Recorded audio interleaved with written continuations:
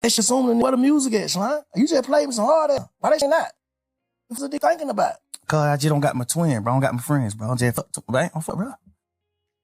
Who I be with every day, I don't got them no more, bro. I don't know. I don't know what to do, bro. Like, and I ain't lose no nigga to a tragic or now. I lost a nigga to betrayal, bro. You signing that one piece of paper, signing your initials on this one piece of paper could get me a life sentence, my nigga. How you, like, what did, come on, bro. I get a life sentence, all this piece of paper you signed, bro. Just cause you trying to get home fast, or you just trying to get to a hole, or you just doing a certain thing, bro. And you already done betrayed a nigga before, bro. A piece of paper, you gonna let a piece of paper in all this? We men, bro. We brothers. Ain't no nigga in the world making me go against Ghana. No, bro. Damn. What? Yeah, you been around me 10 years knowing you told on our other brother. You told on Duke. Bro, you told on Duke, bro.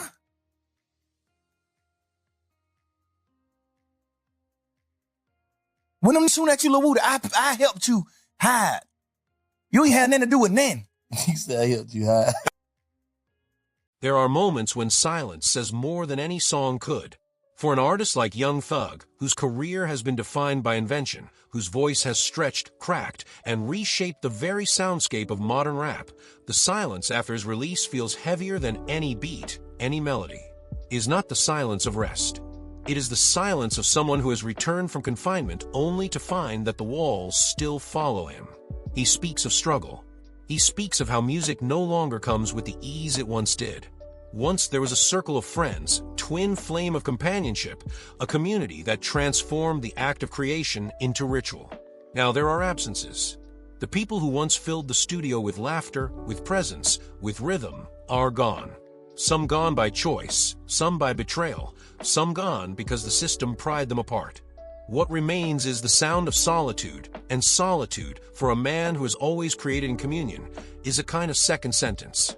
There is a deeper wound beneath the silence, the wound of betrayal. It is not the abstract betrayal of strangers, not the distant betrayal of business, but the intimate betrayal of kin, of those who once stood shoulder to shoulder. What cuts deepest is not only that trust was broken, but that it was broken with a pen, with ink, with a signature on paper.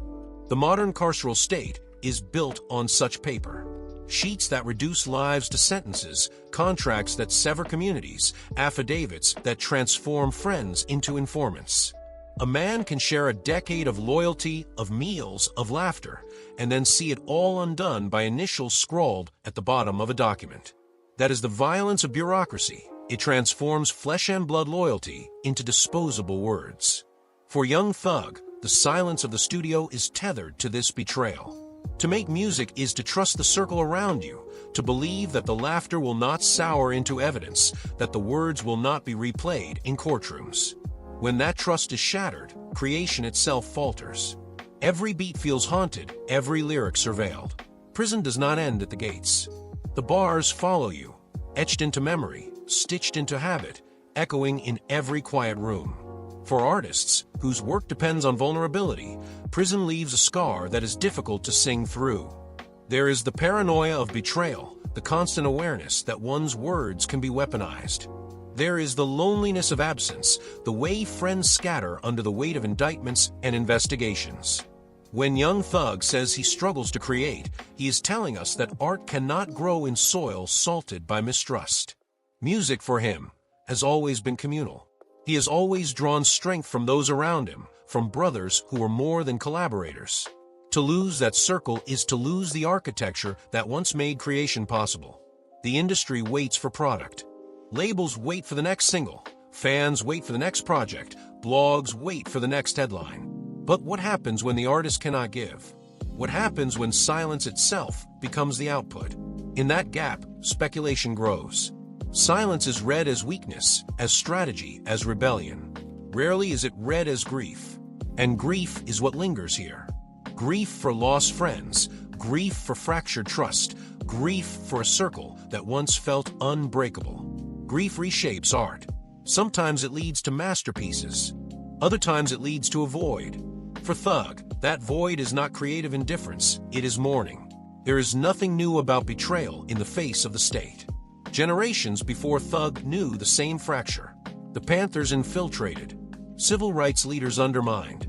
Neighborhood crews torn apart by the pressure of indictments. The same cycle repeats. Trust becomes liability.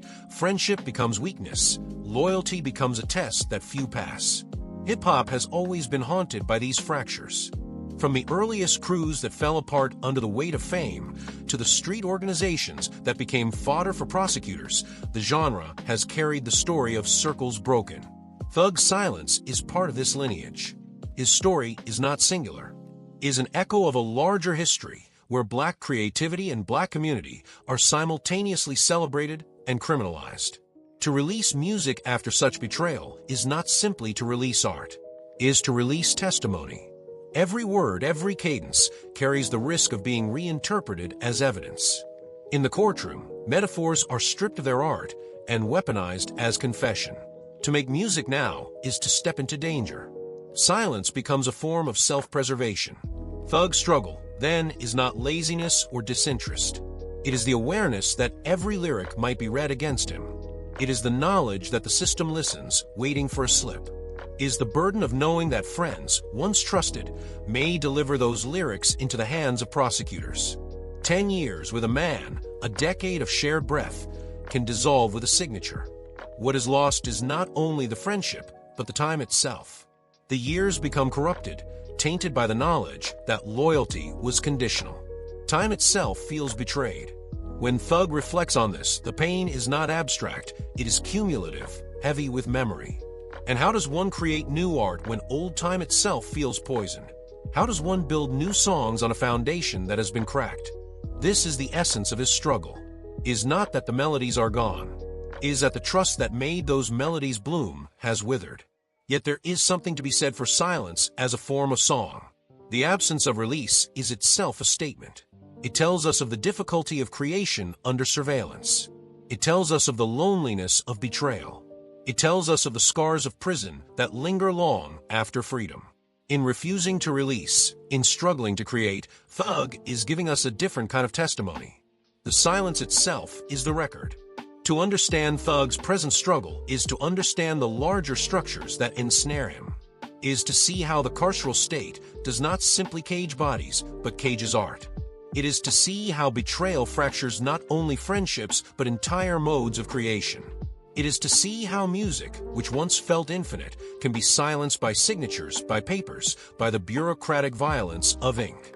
And yet, within this silence, there remains the possibility of return. Music is resilient. Desire is resilient. Even in grief, even in betrayal, the impulse to create lingers. The silence may not last forever. But for now, the silence is the truth.